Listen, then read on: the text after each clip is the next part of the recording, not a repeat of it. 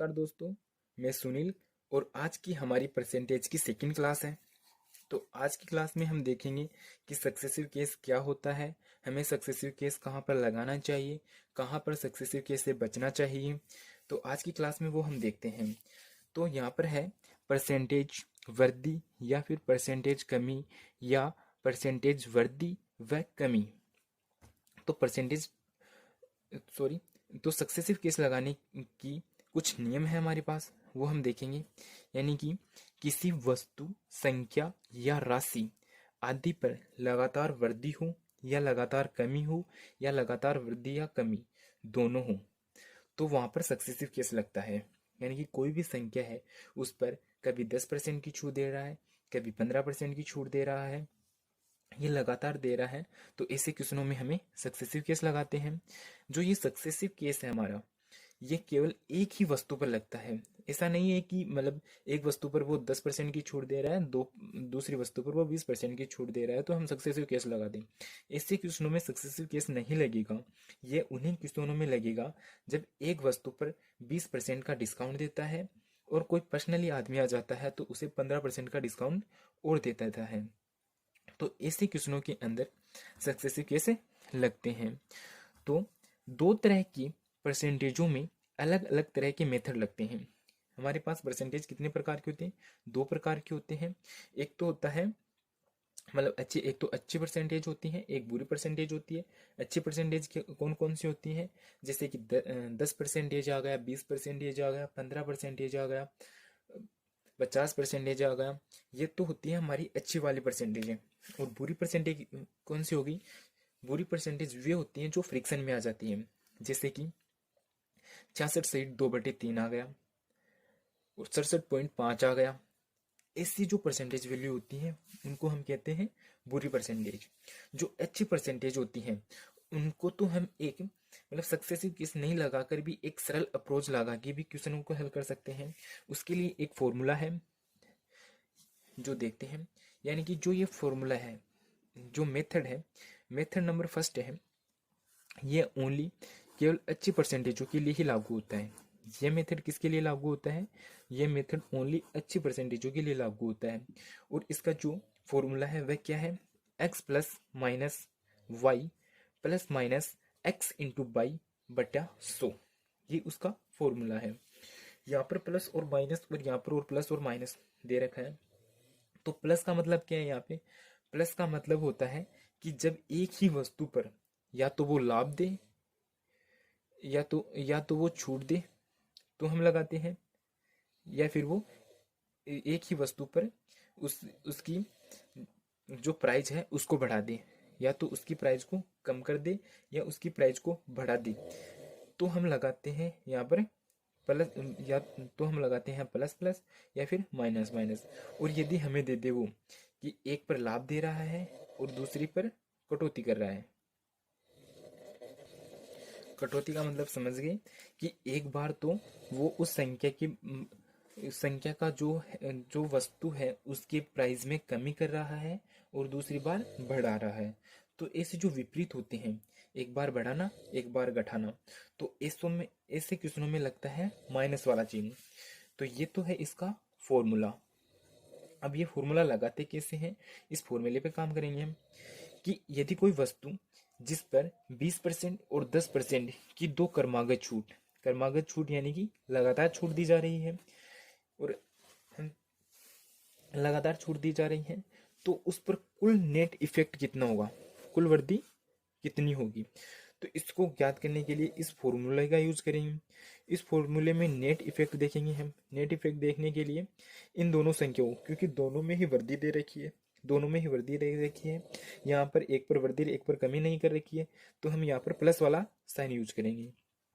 तो 20 और 10 को जोड़ेंगे तो ये तो आ जाएगा 30 और प्लस 20 इंटू 10 गुणा बटे 100 करेंगे तो इसका मान आ जाएगा 2। तो यहाँ पर आ जाएंगे 30 प्लस में 2, तो ये बराबर हो जाएंगे 32%। तो उस वस्तु पर 32% वो नेट इफेक्ट देता है। कितना देता है? 32% उस वस्तु पर नेट इफेक्ट दे देता है वो। इसी प्रकार अगला क्वेश्चन हमारे पास, यदि कोई वस्तु जिस पर 20% 10%, 20% की तो वृद्धि कर रहा है।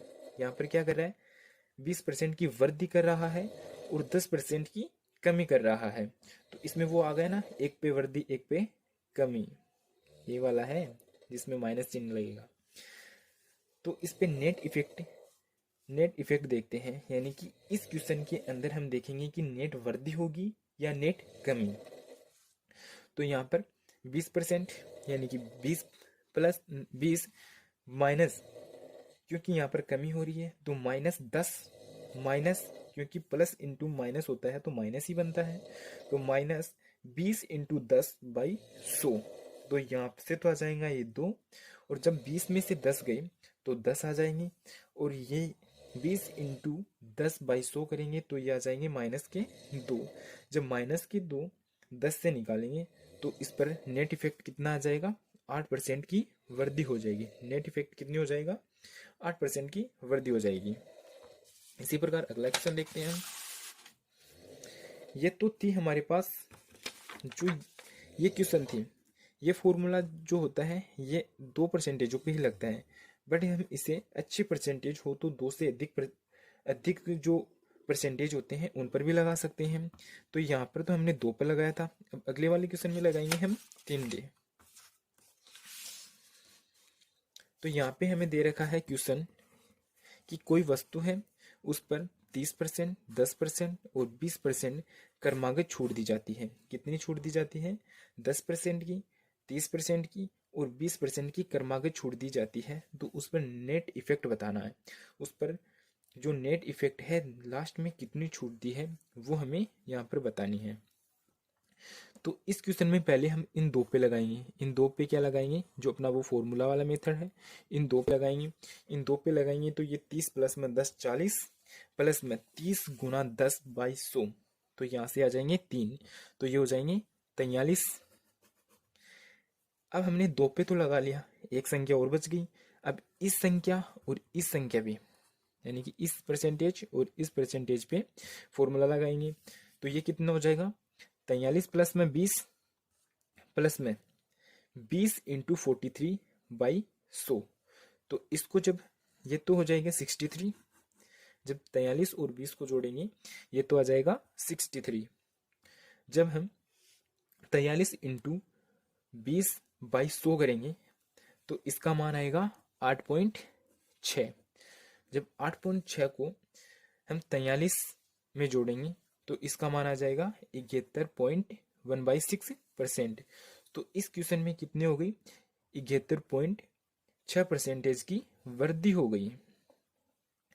तो इस तरह हम इसे, इस जो ये मेथड है जो 2 ही संख्याओं पर लगता था उसे 3 संख्याओं पर भी लगा सकते हैं और 4 संख्याओं पर भी लगा सकते हैं। बस शर्तें यही होनी चाहिए कि हमारे पास परसेंटेज अच्छी है तो ये अच्छे से काम करेगा। यदि पूरी परसेंटेज है तो इस मेथड को यूज नहीं करते, क्योंकि ये बहुत ही कॉम्प्लिकेटेड हो जाता है। अब हम आगे के क्वेश्चन देखते हैं। अब जो हमने मेथड नंबर 1 जो फॉर्मूला वाला था वो तो हमने देख लिया था। अब हम सक्सेसिव वाला केस देखेंगे, क्योंकि सक्सेसिव केस ही हमें बहुत से क्वेश्चन करवा देगा। सक्सेसिव केस के द्वारा ये क्वेश्चन भी हो सकते हैं, वो आपको मैं पहले करके बता देता हूँ कि आप सक्सेसिव केस के द्वारा SUCC सक्सेसिव, तो इसमें 30% की वृद्धि हो रही है। कितने परसेंट की वृद्धि हो रही है, 30% की वृद्धि हो रही है। तो 10 से ये हो जाएगा 13, क्योंकि 30% को हम क्या लिख सकते हैं, 3/10। कितने की, 10 पर 3 की वृद्धि हो रही है तो 10/3 हो गया। बाद में कितने की वृद्धि हो रही है, बाद में हो रही है 10% की वृद्धि, तो 10 से 11। फिर कितने परसेंट की वृद्धि हो रही है, 20%, यानी कि 5 से 7%। अब इनको गुना कर लेते हैं ऐसे, तो ये हो जाएगा 100 और ये हो जाएगा 500। 13 इंटू 11, तो 11 से गुना करने का तरीका होता है कि ये 13 संख्या है, पहली को ऐसे कैसे लिखो, दूसरी संख्या को 3 में जोड़ो 4, और तीसरी ऐसे कैसे लिखो, तो ये 11 से गुना हो गया इंटू 7, तो ये 7 या 21, इसको मल्टीप्लाई करेंगे तो ये हो जाएगा 30, 7 3 10, तो ये हो जाएगा 1001। कितने की वृद्धि होगी, 501 की गुना 500/100, 2 बिंदु से 2 बिंदु कट गई। सॉरी यहाँ पे गलती हो गई, सॉरी मैंने यहाँ पे मिस्टेक कर दी। यहाँ पे 20, क्योंकि 20 को लिखते हैं 1/5, तो ये 5 से यहाँ पे होंगे 6, तो यहाँ पर ये मल्टीप्लाई 6 होगा, और ये मल्टीप्लाई 6 होगा तो इसका मान आएगा 858, 858 आएगा, और यहाँ पर होंगे 858, यहाँ पर होगा 858, और इसका जो माइनस होगा तो यहाँ पर 358/500 गुना 100, तो ये 2 बिंदु से 2 बिंदु कट गए। जब इसको हम काटेंगे तो इसका मान आएगा 71.6%, ये आएगा। अब हम देखते हैं सेकंड, जो मेथड हमारा है सक्सेसिव मेथड, और इसको भी हमने सक्सेसिव मेथड से ही किया है। तो ये सक्सेसिव मेथड होता है, ये बुरी परसेंटेजों में काम आता है।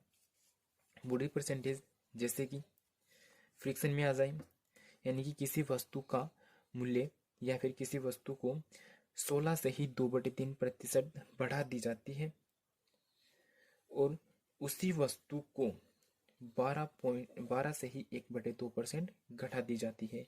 यानी कि पहले उस वस्तु के मूल्य में वृद्धि कर रहे हैं, फिर उस मूल्य के वस्तु में कमी कर रहे हैं, ये कर रहे हैं। तो इस 16 से ही 2/3 का फ्रिक्शन वैल्यू कितनी होती है? इसकी फ्रिक्शन वैल्यू होती है 1/6, जो कि हमने पहले ही जान चुके हैं वीडियो के फर्स्ट पार्ट में। वो जिसने वो वीडियो नहीं देखा है तो उसकी लिंक डिस्क्रिप्शन में मिल जाएगी, तो वहाँ से वो वीडियो देख लें। और 12.5% को 1/8 लिख देंगे हम। तो यहाँ पर सक्सेसिव केस लगाएंगे तो वृद्धि हो रही है, कितने की वृद्धि हो रही है? 1 की वृद्धि हो रही है। कितने पे? 6 पे 1 की वृद्धि हो रही है, तो इसको हम लिखेंगे 6 से 7, है ना। और दूसरी बार क्या किया गया है? 12.5% की कमी कर दी है। 12.5% की फ्रिक्शन वैल्यू कितनी होती है?